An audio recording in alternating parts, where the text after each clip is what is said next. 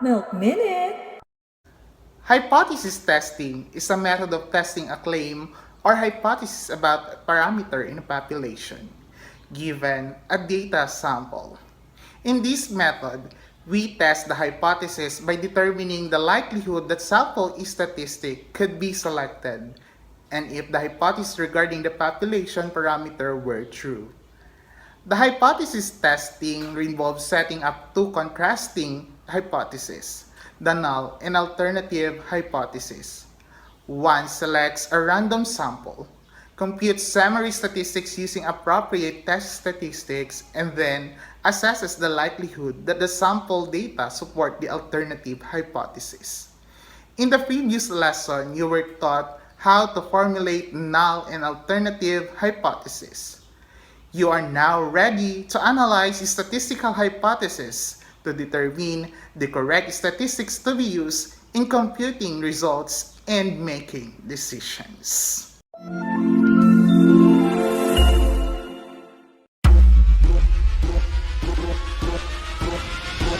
Senior High School on Air. Senior High School on Air. The front line of quality and excellent learning. Excellent learning. You have all the best of the best. Best of the best of the best. Tuwing umaga, handa na ba kayong matuto? Handa na po. Reading and writing. Pagbasa at pagsusuri ng teksto tungo sa pananaliksik. Practical research 1. English for academic and professional purposes. Ability and statistics. General Biology 2. Disciplines and ideas in applied social sciences. Cookery and more. Senior High School, best of the best. Best of the best of the best.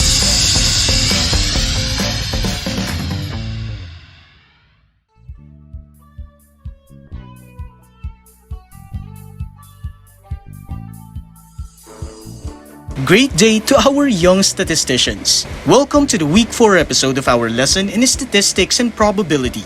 For today's session, we will be discussing the process of computing test statistics on population mean and drawing conclusion about population mean based on statistic value and critical region. Yes, you heard it right. We will be doing two things today: compute and draw conclusions. Drawing conclusions because research generates further research. The conclusion you draw from your research are important. They constitute a bond with your fellow researchers to strive always for truth and clarity and to avoid falsehood and deception. Are you ready to stay with me? Yes, so sit back and enjoy. I am Sir Jeremy Tamayo Hilbaliga, your radio teacher. Come and join. Together, let us make learning productive and happy. Halina't matuto gamit ang ating radyo. Pakinggan at unawain, aralin na ituturo. Patuloy ang edukasyon para sa ating henerasyon.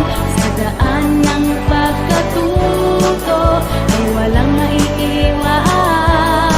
Kaya halina sa Radyo Eskwela.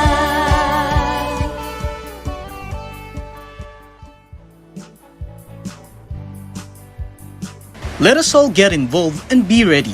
Cheer up! Have your pens and notes ready, and always practice the prescribed health protocol for your own safety while learning. Last episode, we have discussed how to identify the appropriate rejection region for a given level of significance.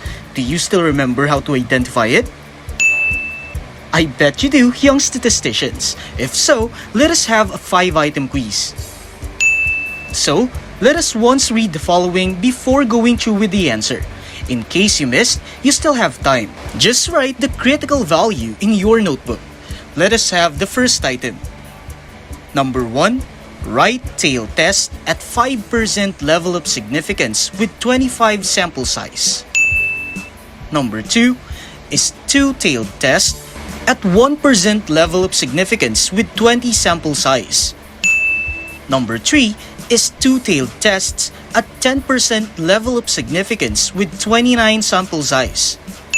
Moving with the fourth item, left-tailed test at 5% level of significance with 50 sample size. And for the last item, two-tailed test at 1% level of significance with 67 sample size. And that's it. Now, let us check your answers.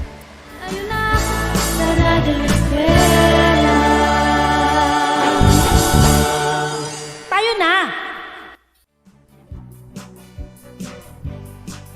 For number 1, the critical value is equal to 1.711. Yes, we use t-value because for number 1, the sample size is less than 30. Number 2, the critical value of p is equal to 2.861.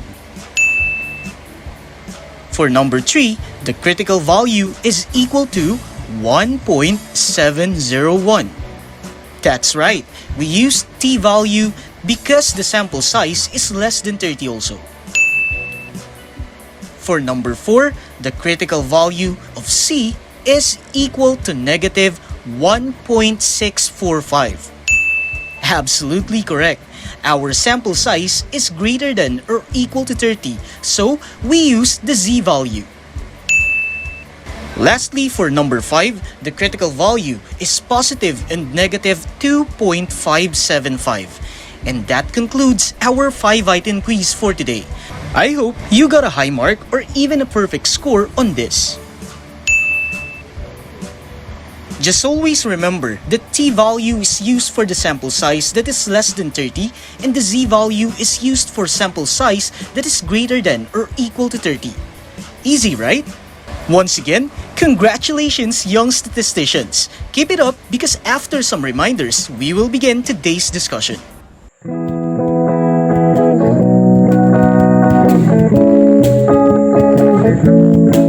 Ilang buwan nang lumipas, 1,000 oras nakalipas. Akala ay natutulog, walang ginagawa sa sulok. Mga bata ay excited, kaya modalities ay implemented. Para proper education ay mag-get sa SDO Isabela. Walang batang maiiwan, we will learn as one, 'cause in education there is fun. Ang SDO Isabela ay handang-handa na sa edukasyon sa bagong normal. Handang isip, handa bukas. Isang paalala mula sa Kagawaran ng Edukasyon at ng himpilang ito.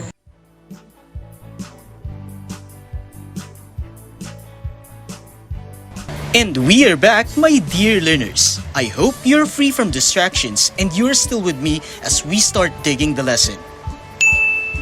According to Isaac Asimov, it is change. Continuing change, inevitable in society today. No sensible decision can be made any longer without taking into account not only the world as it is, but the world as it will be. Before we make decision, we always think every circumstances of it.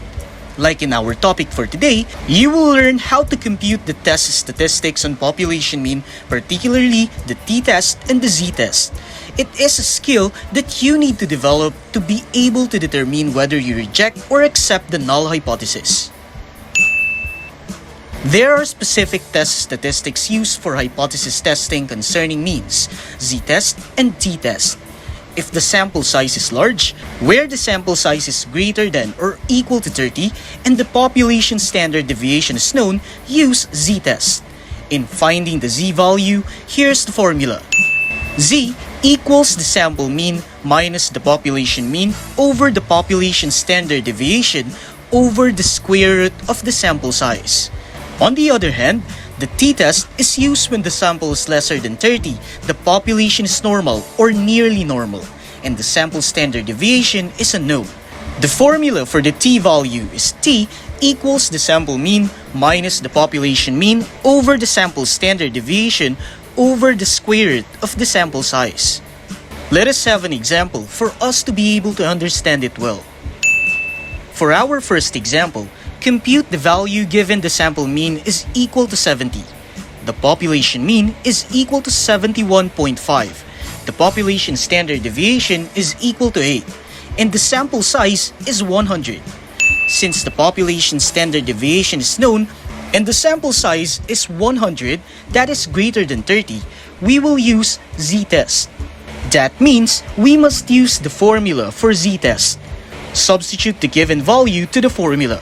Z equals 71.5 minus 70 all over 8 divided by the square root of 100. Simplifying, we have 1.5 all over 8 over 10. Then getting the quotient of 8 and 10 will be 0.8. Lastly, we get 1.5 all over 0.8. That is equal to 1.875. Therefore, the computed z value is 1.875. Did you get it? Okay, let's proceed in our second example. In the first semester of the school year, a random sample of 200 students get a mean score of 81.73. The population standard deviation of 15 in statistics and probability test. The population mean is 75.83. Use 0.05 level of significance. To answer the problem, you can give now or identify the given. That's right. The sample mean is 81.72. Population mean is 79.83. Population standard deviation is 15 and the sample size is 200. Since the population standard deviation is known and the sample size is greater than or equal to 30, we must use z-test. Using the formula z is equal to the sample mean minus the population mean all over the population standard deviation over the square root of sample size, we substitute the given value to this formula. Then, that will be equal to z is equal to 81.72 minus 79.83 all over 15 over the square root of 200. Simplifying our solution, that will be z is equal to 1.89 all over 15 over 14.14. So, that will be equal to 1.89 all over 1.06. Finding the quotient, the answer is 1.783. Therefore, the computed C value is 1.783. Are you still there, young statistician? That is good to know. Now, let us proceed in our next example. The government claims that the monthly expenses of Filipino family with 4 members is 10,000 pesos. A sample of 26 families' expenses has a mean of 10,900 and the standard deviation is 1,250 pesos. Is there enough evidence to reject the government's claim at 0.01 level of significance? Let us first identify the given. So we have the sample mean is 10,900. The population mean is 10,000. The sample standard deviation is 1,250. And the sample size is 26. What have you noticed in our sample size? That's right, the sample size is less than 30. So, we will now use the other test, which is the t-test. Using the formula t is equal to the sample mean minus the population mean all over the sample standard deviation over the square root of the sample size. Substituting the given to the formula t is equal to 10,900 minus 10,000 all over 1,250 over the square root of 26. Simplifying, we have 900 all over 1,250 over 5.10. Then, that will be t equal to 900 all over 245.10. And computing its quotient, the answer will be 3.671. Therefore, the computed value P is equal to 3.671. Did you get it? May we give a clap to ourselves.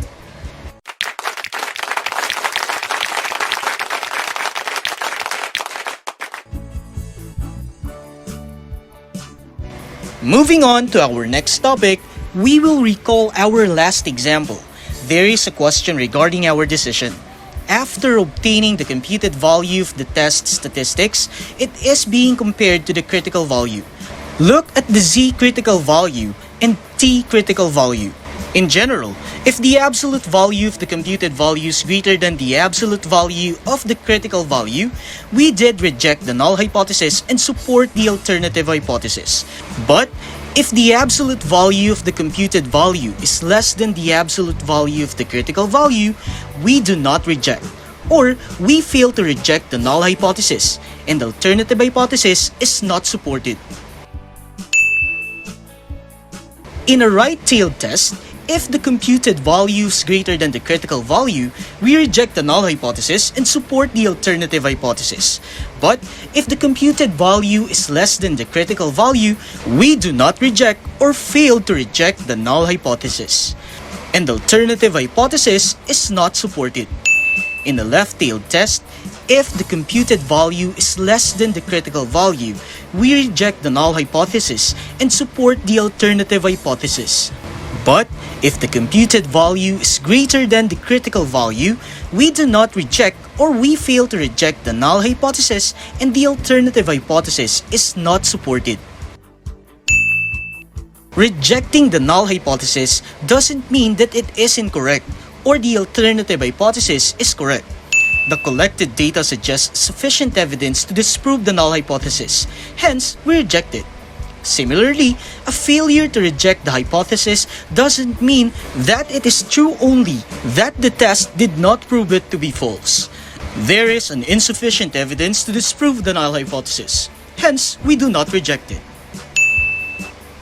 Let's study some example. Compute for this value given the following formula. Use 5% level of significance and interpret that result. Our null hypothesis is the mean, that is equal to 70, while the alternative hypothesis is the mean greater than 70. The sample mean is 71.5. The population mean is 70.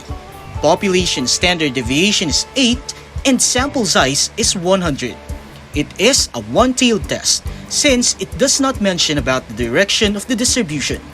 Since the population standard deviation is known and n is greater than or equal to 30, we will use the z-test. The level of significance is 0.05. From the table of z-critical value, the z-critical value is 1.645. Thus, we have z is equal to 71.5 minus 70 all over 8 over square root of 100. Simplifying, we have 1.5 all over 8 over 10. Then, we have 1.5 all over 0.8. Dividing it, we come up with z is equal to 1.875. Can you still follow? That's great! We will now come up with our decision. The computed z value is 1.875, which is greater than the critical value 1.645. Therefore, we reject the null hypothesis and support the alternative hypothesis. Halina't matuto gamit ang ating radyo. Pakinggan at unawain, aralin na ituturo. Patuloy ang edukasyon para sa ating henerasyon. Sa daan ng pagkatuto ay walang maiiwan. Kaya halina sa Radyo Eskwela.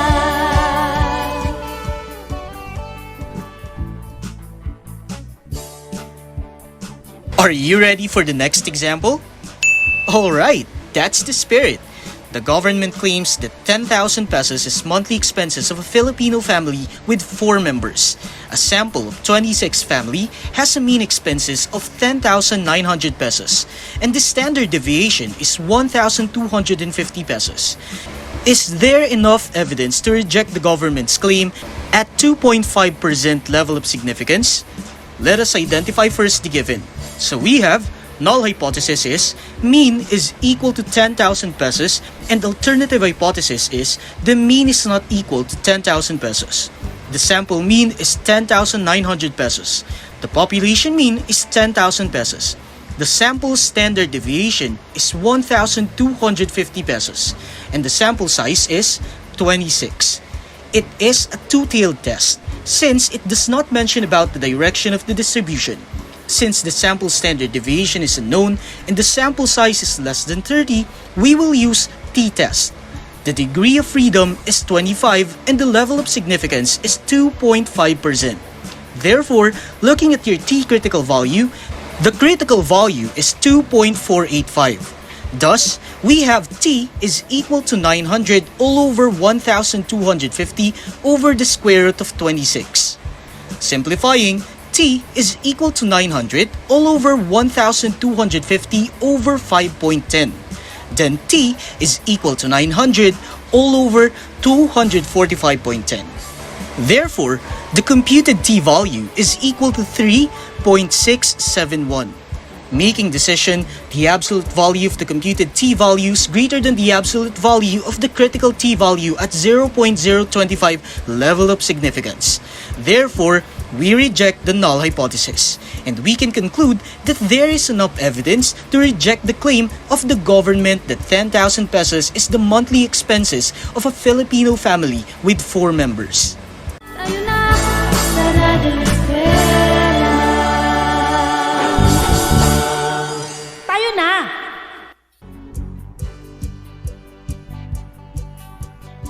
Alright class, now let us have a recap of our lesson. Before we go through with the second challenge today, bear in mind that if the absolute value of the computed value is greater than the absolute value of the critical value, we did reject the null hypothesis and support the alternative hypothesis. But if the absolute value of the computed value is less than the absolute value of the critical value, we do not reject or we fail to reject the null hypothesis and alternative hypothesis is not supported. Did you get it? Okay, that's good. Then, that would also mean you're now ready to take the next challenge. Now, it is your time to shine to show what you have mastered for today's discussion. Hold your pen tight, secure your notebooks, and get ready for a short quiz after some of these reminders. Taho! Taho kayo dyan! Di makatulog sa gabi sa kaiisip, damdamin ko'y mayroong lungkot hanggang sa panaginip. Oh, Berto, di ka ba nakatulog kagabi? Hindi nga ho, Kuya Pekto. Dala ho siguro ng lungkot ng pag-iisa dito sa bahay. Di ho kasi makalabas dahil sa COVID-19. Ay... Berto, may 3 bagay na dapat kang tandaan para maiwasan ng lungkot sa mga ganitong sitwasyon. Una, alamin ang dahilan ng iyong kalungkutan. Pangalawa, maaaring ipabatid ang iyong nararanasan sa mga taong malalapit sa iyo. Nariyan ang internet para makausap mo sila. At ang pangatlo, ilaan mo ang iyong oras sa mga bagay na ikaw ay magiging abala. Hindi lang pisikal na kalusugan ang mahalaga, Berto, pati pang kaisipan rin. Tatandaan ko yan, Kuya Pekto. Maraming salamat sa payo. Isang paalala mula sa kagawaran ng edukasyon at ng himpilang ito. And we are back, my dear learners. I know you're ready for a simple battle of learning. Listen attentively to the problem. Here we go. The guidance counselor of your school claims that grade 11 students spend an average of 11.28 hours in a week during performance tasks with standard deviation of 1.64.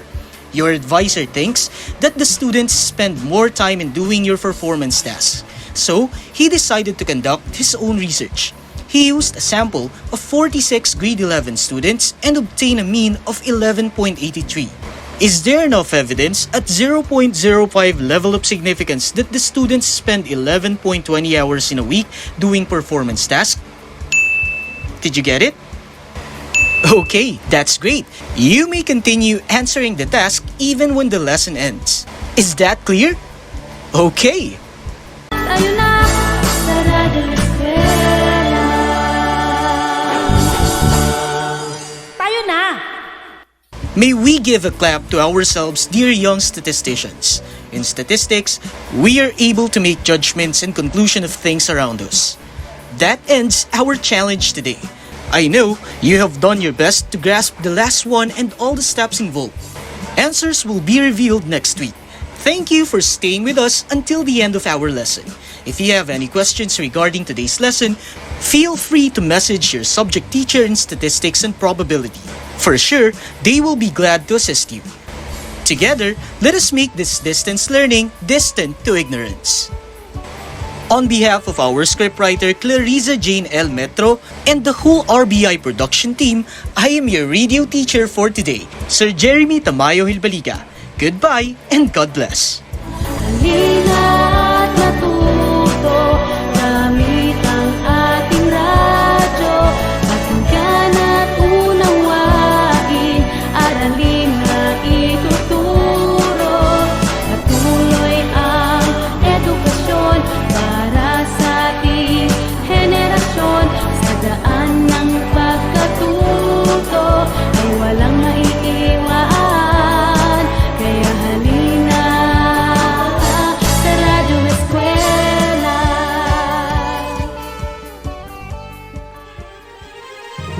Patuloy ang edukasyon para sa ating henerasyon. Sa daan ng pagkatuto ay walang maiiwan. Kaya halina sa Radyo Eskwela!